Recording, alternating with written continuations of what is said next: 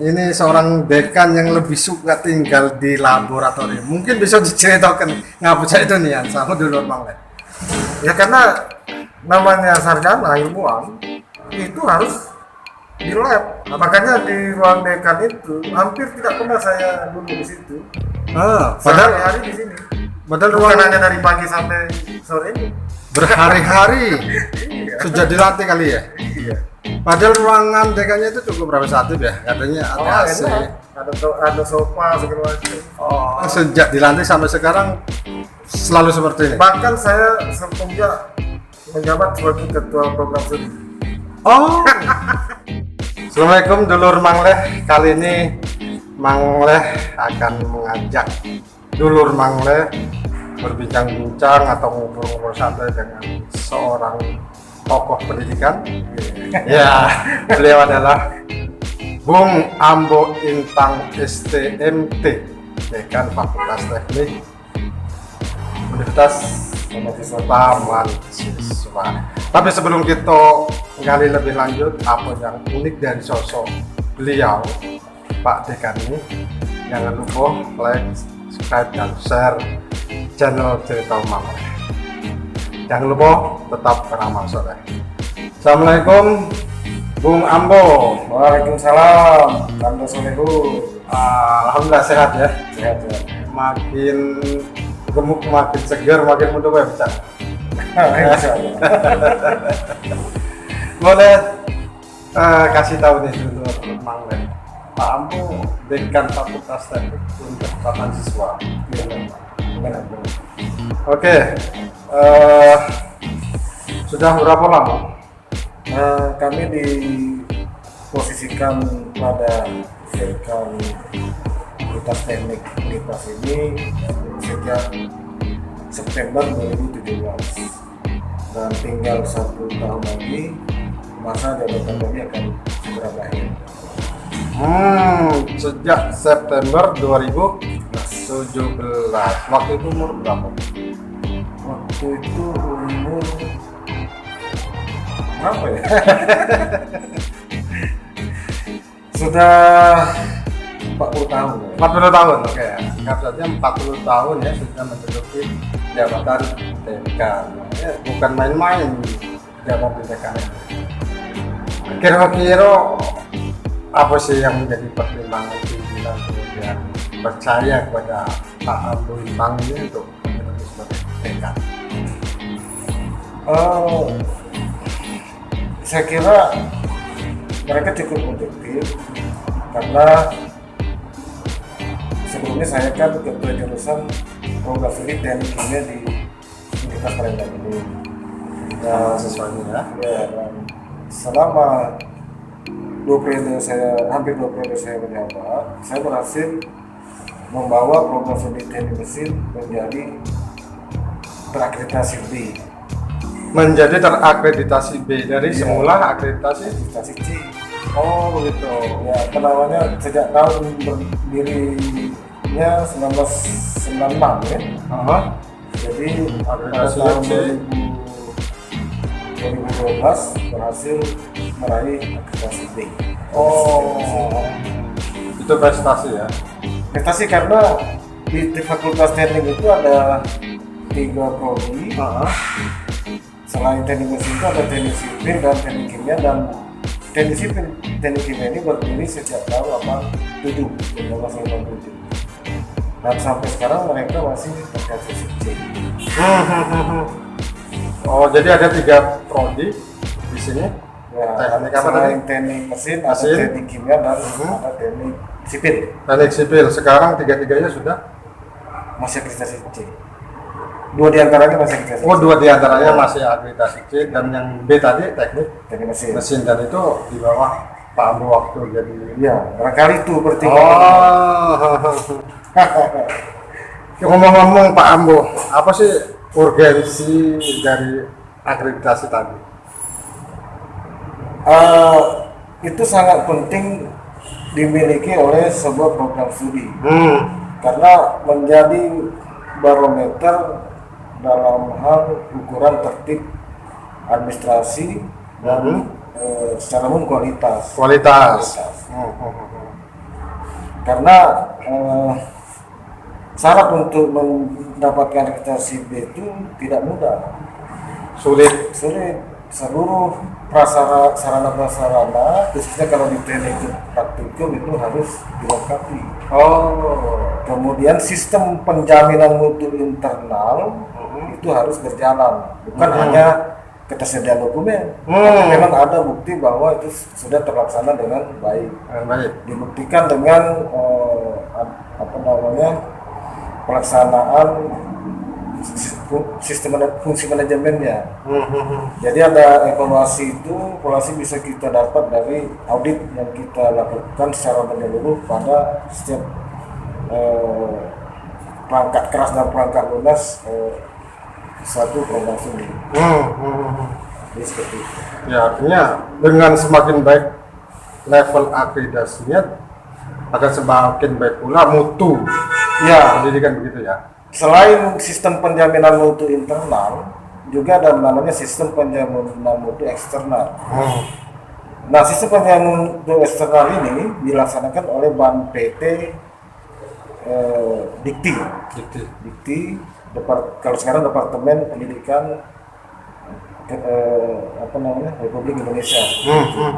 Jadi ada pengakuan dari pemerintah dan pihak-pihak pengguna seperti itu.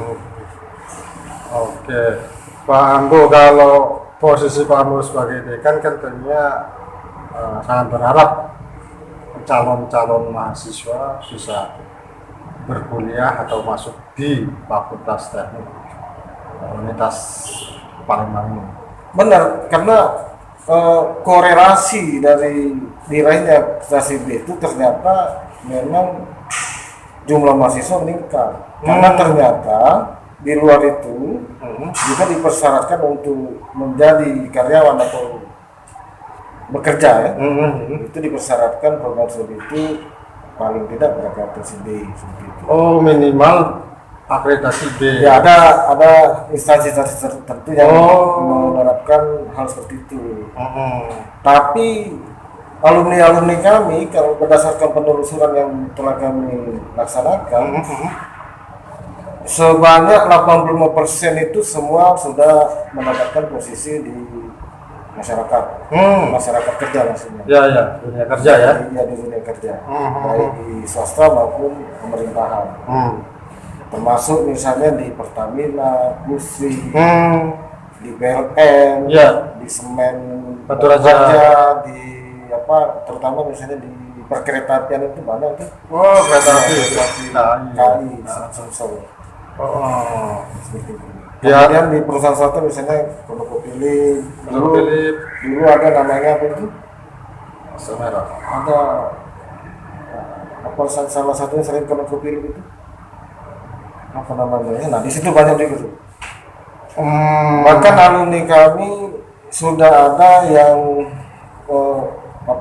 go internasional. Go internasional Dalam hal keahlian dalam inspeksi pengeboran.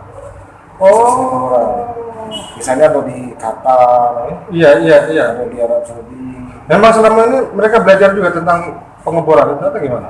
Kok bisa sampai menginternasional di bidang? Ya, karena teknik mesin ini sebenarnya adalah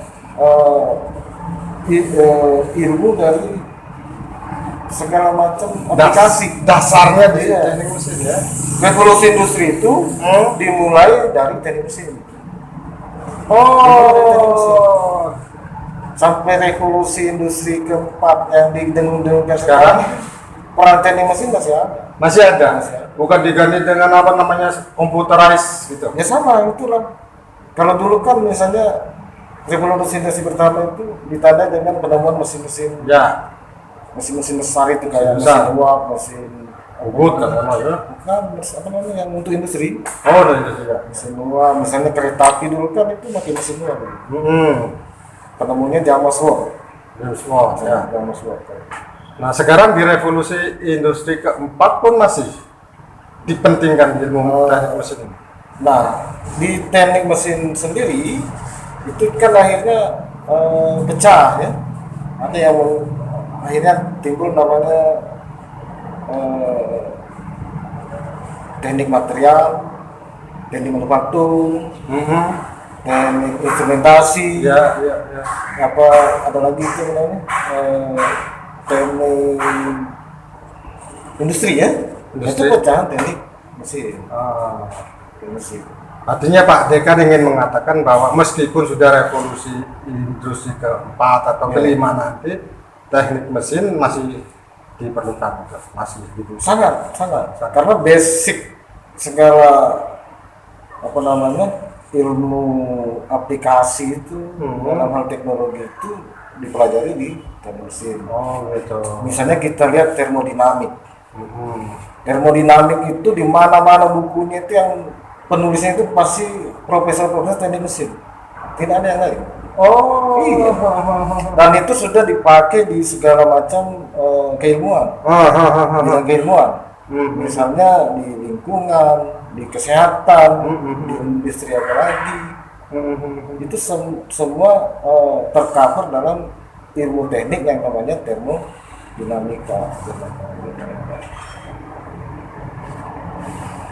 Pak Ambo, ini kan kita ngobrolnya ada di katakanlah ruang lab ini ya? Ya, laboratorium konversi energi Universitas Palembang. Bisa dijelaskan apa sih isi dari lab ini?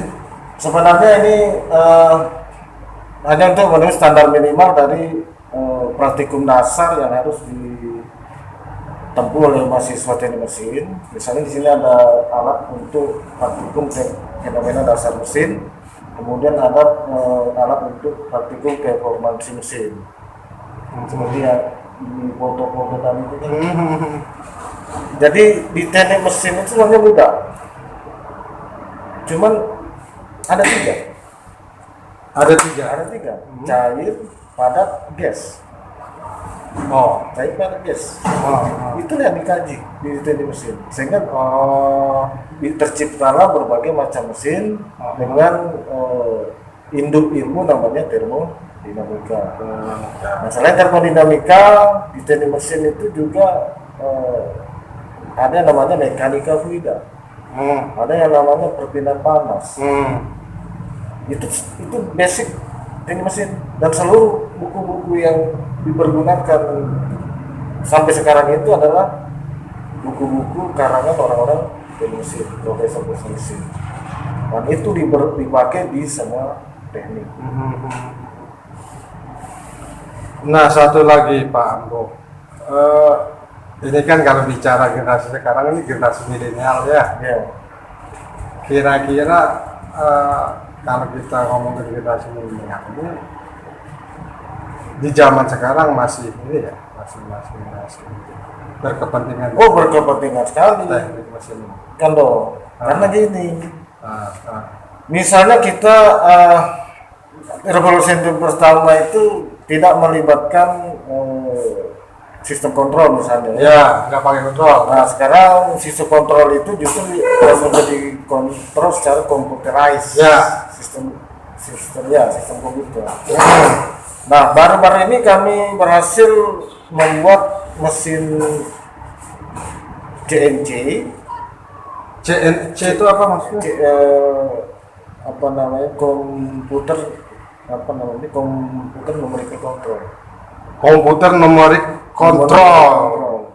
Jadi pengerjaan pemotongan, pembubutan itu bisa dikontrol melalui komputer. Artinya bukan lagi manusia. Bukan lagi manusia. Artinya kan kita mengikuti perkembangan revolusi industri. Betul. Sebenarnya numerical control itu masih masuk dalam revolusi industri ketiga kalau ketiga. Cuman ya namanya kami ini perguruan tinggi swasta, kami hanya berusaha mengikuti perkembangannya, dan kami sudah berhasil membuat mesin CNC sendiri.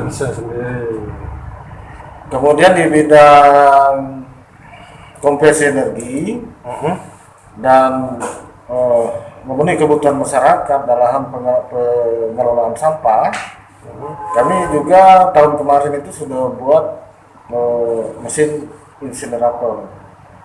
Jadi pembakaran sampah yang tidak yang tidak menimbulkan polusi udara.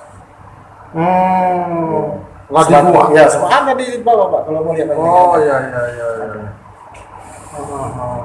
Dan bukti eksistensi suatu program studi, terutama teknik mesin itu harus melakukan publikasi. Nah, rencana kami teknologi tepat guna yang berhasil kami buat, rancang dan buat, akan kami publikasikan pada masyarakat. Iya. Bisa melalui pengabdian masyarakat, bisa melalui jurnal-jurnal nasional atau internasional nanti. Bahkan alat kami yang paling sederhana ini sudah terpublikasi secara internasional. Masih fokus. Apa ini namanya? Ini alat untuk menguji performansi pompa. Sebelum ditutup mungkin ada pesan-pesan untuk masyarakat khususnya calon mahasiswa tuh.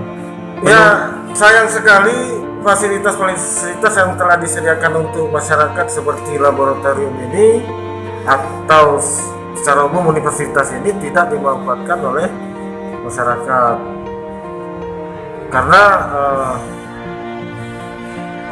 sumber daya manusia itu hanya bisa dibangun dari sektor pendidikan dasar sampai dengan pendidikan tinggi.